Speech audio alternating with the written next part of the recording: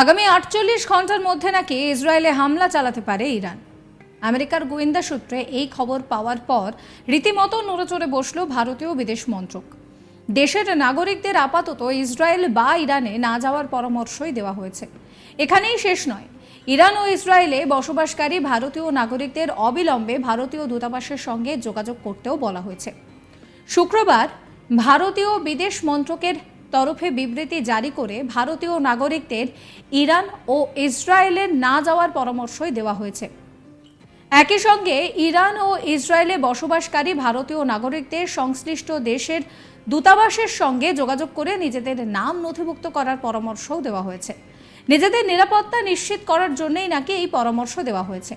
ভারতের বিদেশ মন্ত্রক সূত্রে খবর যে বিদেশের মাটিতে ভারতীয় নাগরিকদের নিরাপত্তার ব্যাপারে উদ্বিগ্ন কেন্দ্রের নরেন্দ্র মোদী সরকার, আর তাই ইরান ইসরায়েলকে আক্রমণ করতে পারে এই খবর পাওয়ার পর দ্রুত বিবৃতি জারি করা হয়েছে ভারতীয় বিদেশ মন্ত্রকের তরফে।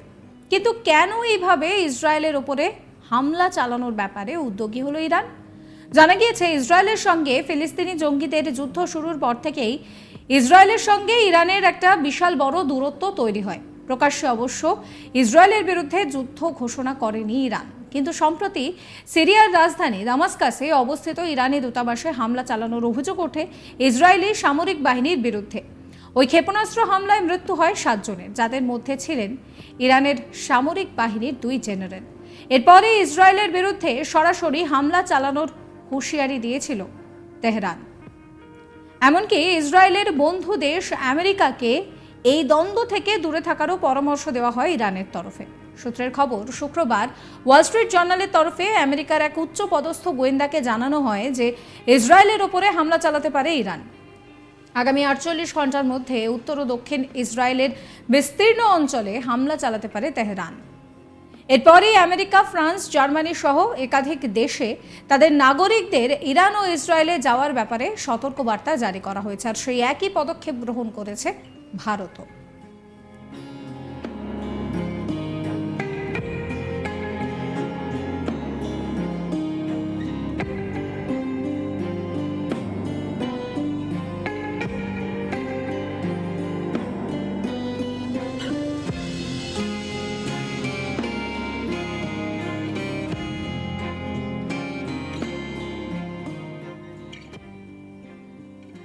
দীর্ঘদিন হয়ে গেল ইসরায়েল এবং ফিলিস্তিনের মধ্যে যে দ্বন্দ্ব চলছে, সেই দ্বন্দ্ব অব্যাহত রয়েছে।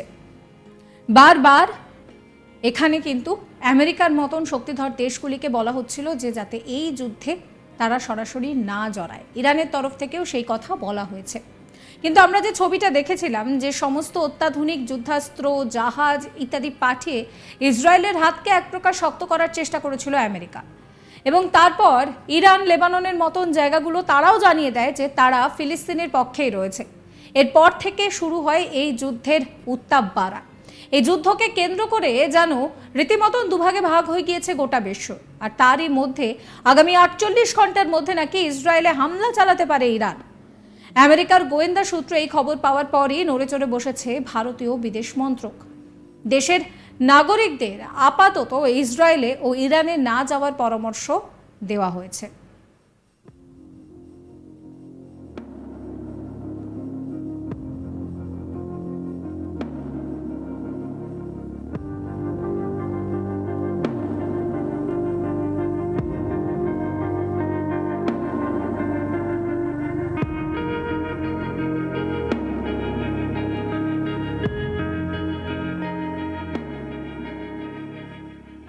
এখানেই শেষ নয়, ইরান ও ইসরায়েলে বসবাসকারী ভারতীয় নাগরিকদের অবিলম্বে ভারতীয় দূতাবাসের সঙ্গে যোগাযোগ করতেও বলা হয়েছে।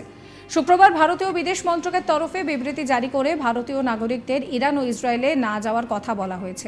একই সঙ্গে ইরান ও ইসরায়েলে বসবাসকারী ভারতীয় নাগরিকদের সংশ্লিষ্ট দেশের ভারতীয় দূতাবাসের সঙ্গে যোগাযোগ করে নিজেদের নাম নথিভুক্ত করারও পরামর্শ দেওয়া হয়েছে। নিজেদের নিরাপত্তা নিশ্চিত করার জন্যই কিন্তু এই পরামর্শ দেওয়া হয়েছে।